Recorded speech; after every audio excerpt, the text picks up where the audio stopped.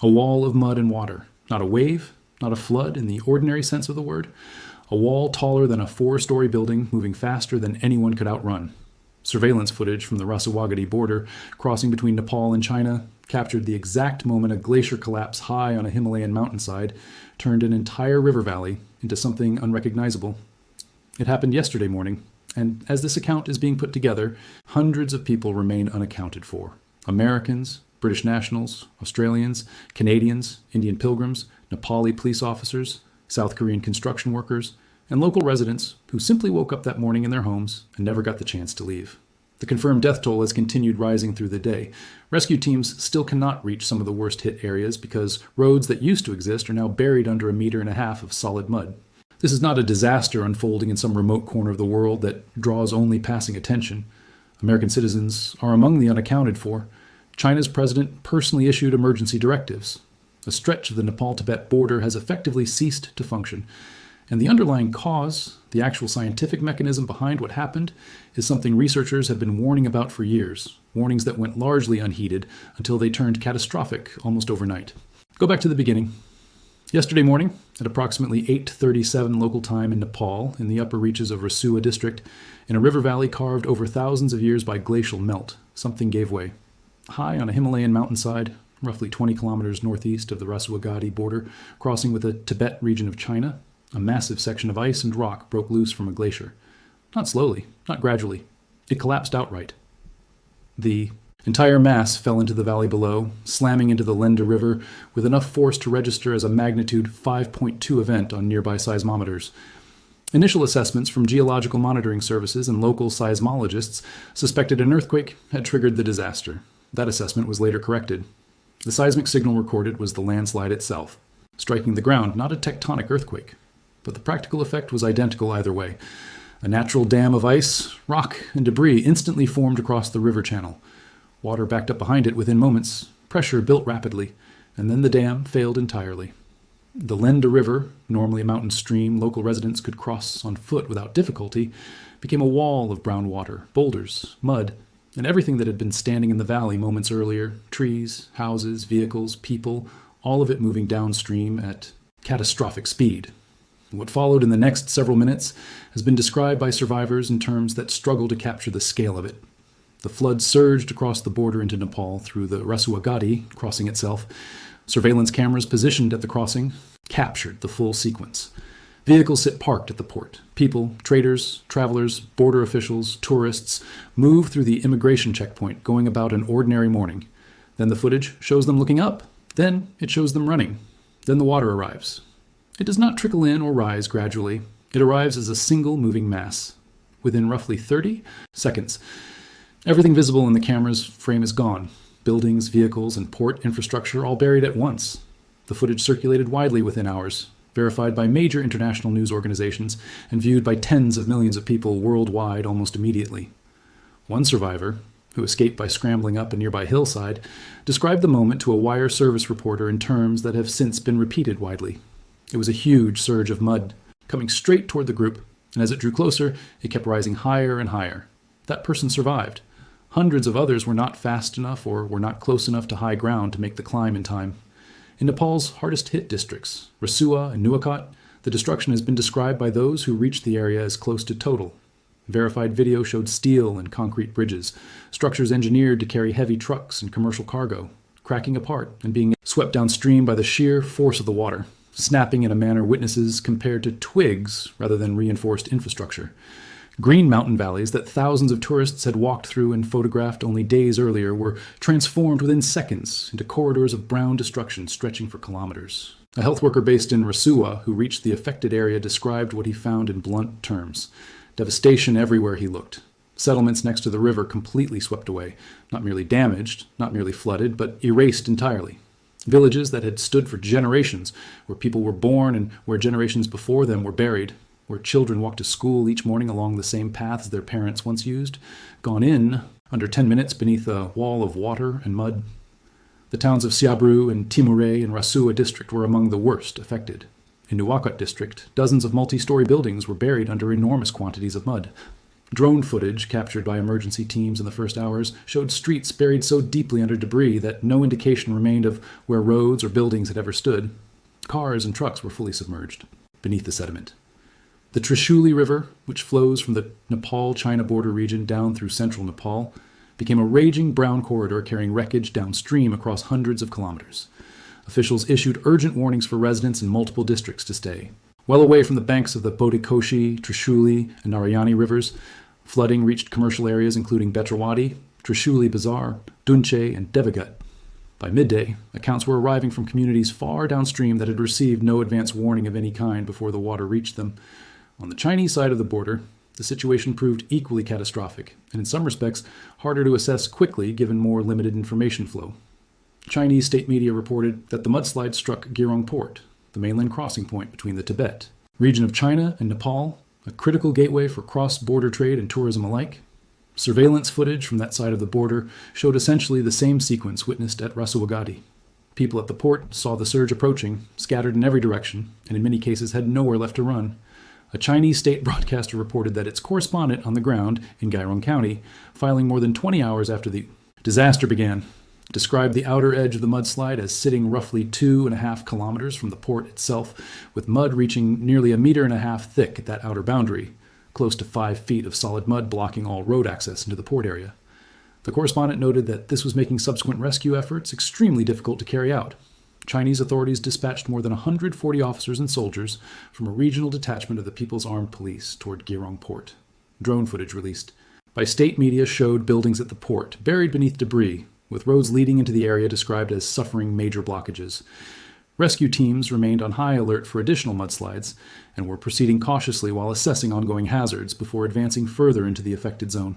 China's president personally issued a directive ordering authorities to make an all-out effort to locate those still missing at Gyirong Port, and called for residents still at risk on the Chinese side to be evacuated immediately.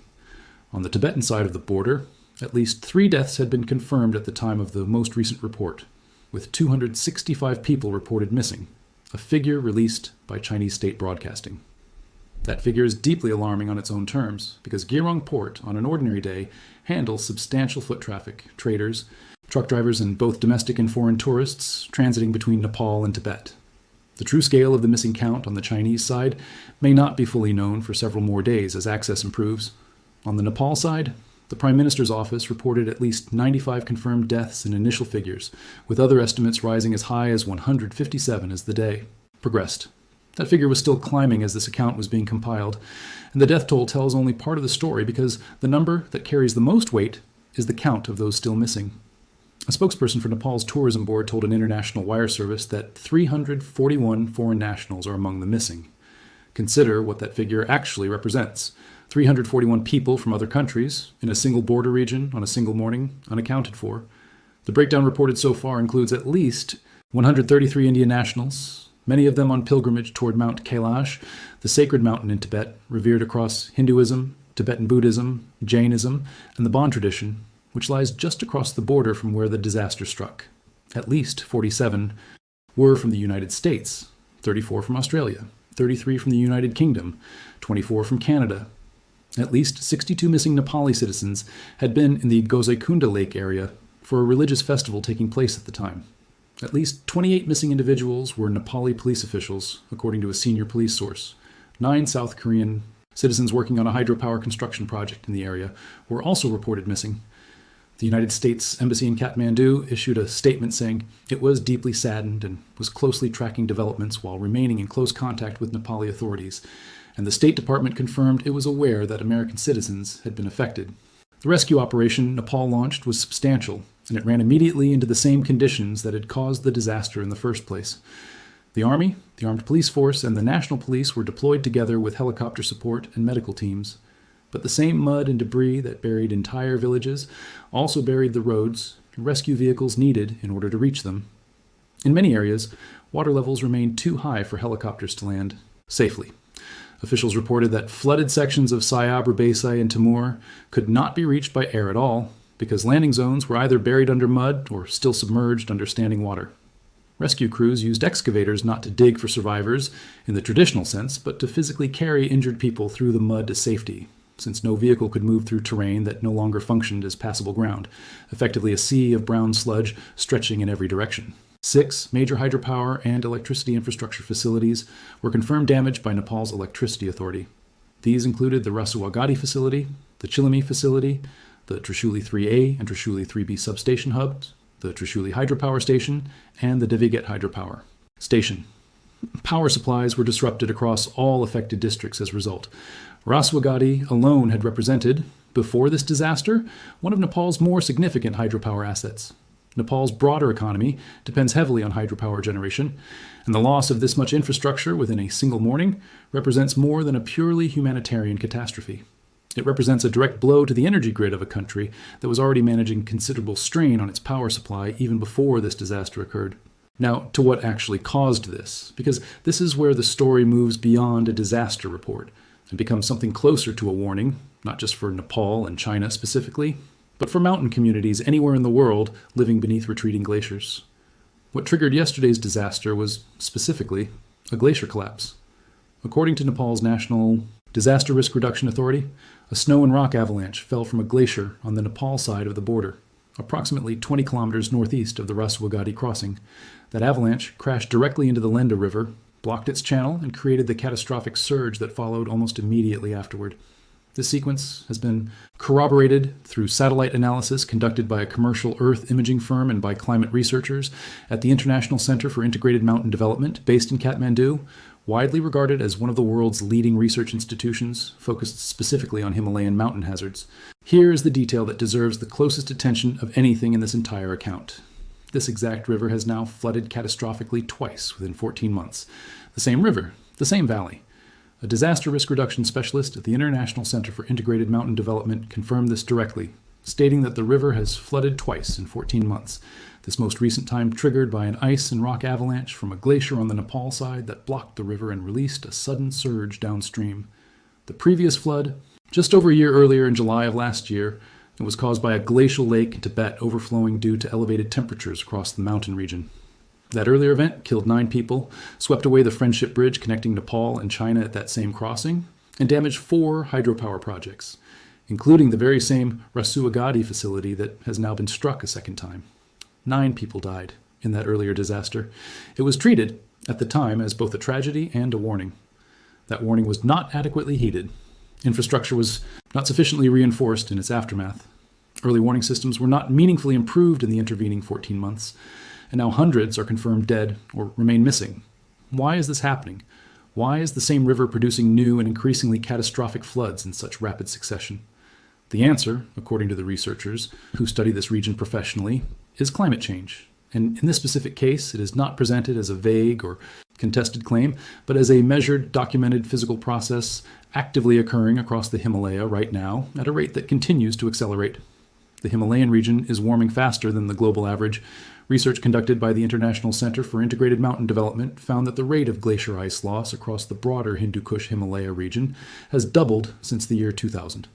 In roughly a quarter century, the rate of ice loss has doubled, and it continues accelerating rather than leveling off. In roughly a quarter century, the rate of ice loss has doubled, and it continues accelerating rather than leveling off.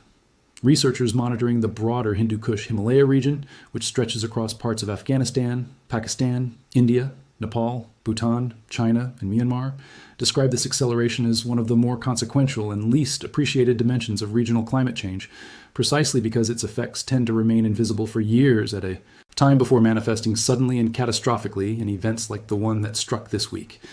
Unlike sea level rise or shifting agricultural patterns, both of which unfold gradually and visibly over years, glacier destabilization in steep alpine terrain tends to remain hidden from view until the exact moment a slope finally fails, which is part of why warnings issued by scientific institutions studying this process often struggle to translate into the kind of concrete infrastructure investment and public awareness that might actually reduce casualties when a failure eventually occurs. What that means physically is straightforward, if unsettling. Glaciers that have existed for thousands of years are retreating, thinning, and becoming progressively less stable. As glaciers retreat, they leave behind loose rock and debris on steep mountain slopes, material that had previously remained frozen in place and is now newly exposed to the ordinary pull of gravity. As temperatures continue rising, permafrost, the permanently frozen ground that has historically held mountain slopes together structurally, begins to thaw.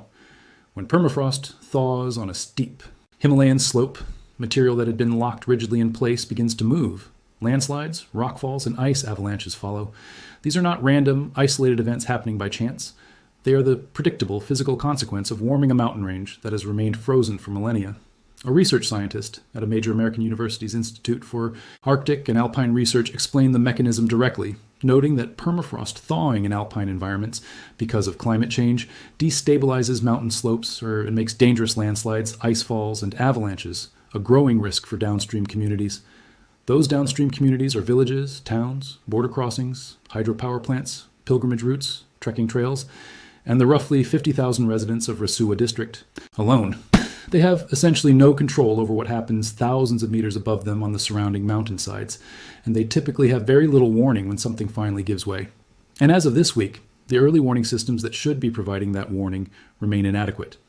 The disaster risk specialist quoted earlier stated the point plainly, that this disaster underlined the growing need for warning systems in a region increasingly exposed to climate-related hazards.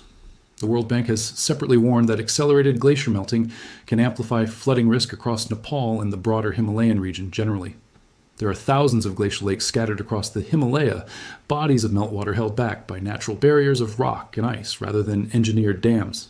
As glaciers continue retreating, these lakes grow larger. As temperatures rise, the ice dams holding them in place thin and weaken correspondingly. A glacial lake outburst flood, the specific technical term researchers use for this phenomenon, can occur essentially without warning and send a wave of water and debris downstream at speeds and volumes that dwarf what an ordinary river flood typically produces. The flood that struck this same river system last year was precisely this type of event, a glacial lake outburst originating in Tibet. This week's disaster was a related but distinct mechanism, a glacier avalanche that blocked and then subsequently burst the same river channel. Two different physical mechanisms, the same valley, 14 months apart, both catastrophic, and both traceable back to the identical root cause, a warming atmosphere steadily destabilizing a frozen mountain system that communities have lived safely beneath for generations. The pilgrimage dimension of this disaster deserves particular attention because it explains the unusually high number of foreign nationals among those currently missing. The border region between Nepal and Tibet, specifically the Gyirong Port crossing and the road extending beyond it into Tibetan territory, functions as the primary land route for pilgrims traveling toward Mount Kailash. Kailash ranks among the most sacred mountains on earth. For Hindus, it is considered the abode of Lord Shiva. For Tibetan Buddhists, it represents the axis of the universe. For followers of Jainism and the Bon tradition, it holds comparably profound spiritual significance. Every year, tens of thousands of pilgrims from India, Nepal, and countries around the world undertake the journey to circumambulate the mountain as part of the Kailash Manasarovar pilgrimage. That pilgrimage route runs directly through Rasuwa district, through the Rasuwagadhi crossing, through Gyirong Port, and onward into Tibet. At the moment the disaster struck, pilgrims were actively in transit along that exact route. The 133 Indian nationals among the missing include many traveling as part of an organized pilgrimage group. A prominent Indian spiritual leader confirmed publicly that at least 77 people from a pilgrimage group associated with his organization were missing after being caught in the flash flood near the Chinese border crossing. People traveled to this mountain from across the world seeking a profound spiritual experience. They had no way of knowing that the mountainside above the valley they were crossing had been steadily destabilized by decades of warming, that the glacier, which had held that particular slope together for centuries, had been retreating for roughly 25 years, or that this same river had already flooded catastrophically just 14 months earlier. They walked into a natural hazard zone that was not adequately marked, not adequately monitored, and not adequately covered by any functioning early warning system.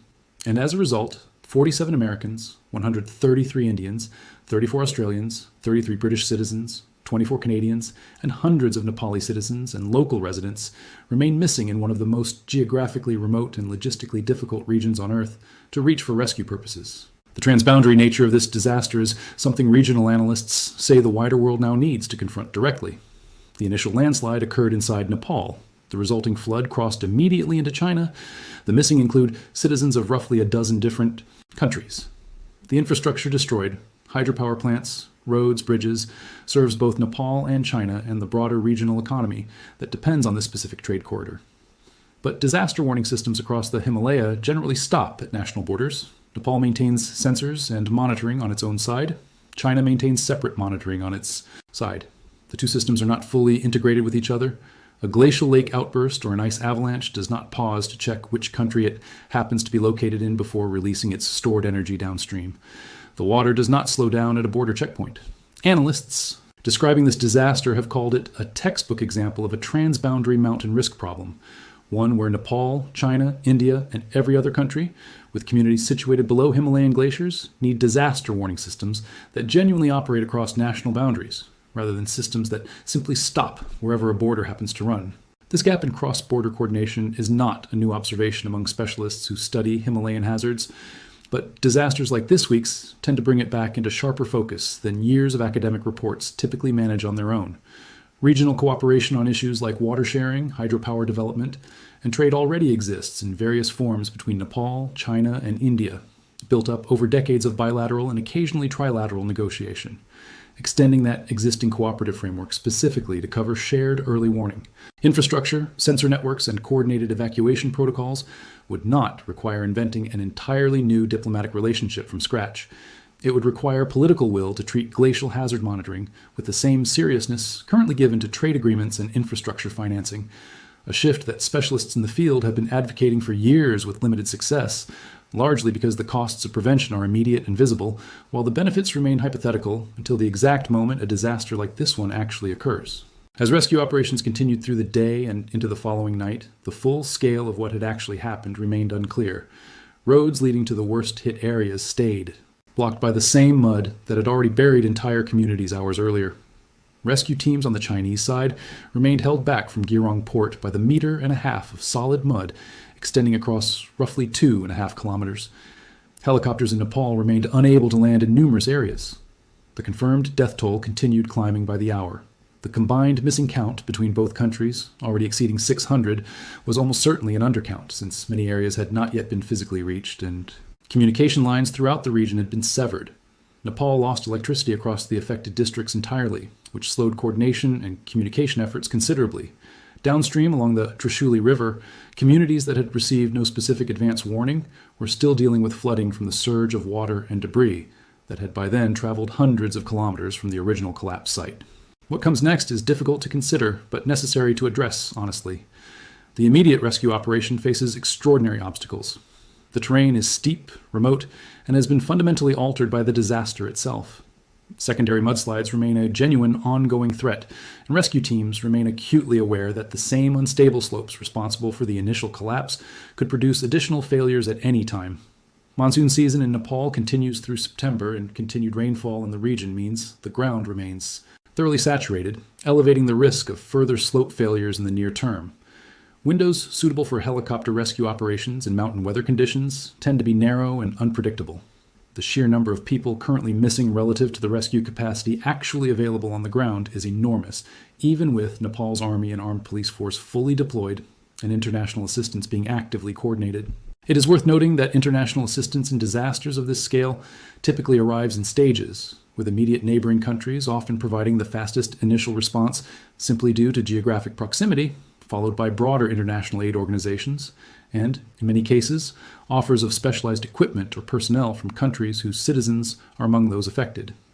Given the number of American, British, Australian, Canadian, and Indian nationals currently unaccounted for, diplomatic pressure for expanded international involvement in the search and rescue effort is likely to increase in the coming days, even in a region where foreign search and rescue teams have historically faced logistical and political obstacles to rapid deployment. How quickly that additional support materializes and how effectively it can be integrated into an already strained Nepali rescue operation working in extraordinarily difficult terrain will likely shape how many of those currently listed as missing are ultimately found alive versus recovered as fatalities in the weeks ahead. Beyond the immediate rescue phase, the scale of reconstruction required is staggering in its own right. 6 major hydropower facilities damaged or destroyed outright. Roads and bridges throughout Rasuwa and Nuwakot districts gone entirely. Entire villages swept away without a trace. Agricultural land along the river valleys, the economic foundation for communities, throughout this region, buried under mud and debris. The border crossing between Nepal and China, which handles substantial trade volume, along with the entirety of Mount Kailash pilgrimage traffic, remains closed indefinitely. In a country where tourism contributes enormously to the national economy, and to where the Kailash pilgrimage season brings thousands of visitors annually, the closure of this specific corridor carries immediate economic consequences, extending well beyond the physical disaster zone itself. None of this addresses the underlying cause driving the disaster in the first place. None of the rescue operations, none of the eventual reconstruction, none of the emergency response planning currently underway addresses the fact that the glacier which collapsed this week is part of a mountain system losing ice at double the rate it was losing it 25 years ago. The slopes above the Lhende Valley, along with the slopes above dozens of other river valleys across Nepal, Bhutan, India, Pakistan, and China, are measurably less stable today than they were yesterday, and will very likely be less stable tomorrow than they are today. The permafrost, holding them together, structurally continues thawing. The ice anchoring loose rock to steep slopes continues retreating. The glacial lakes sitting above populated valleys throughout the region continue growing. The same fundamental disaster that struck this river system in July of last year struck it again this week.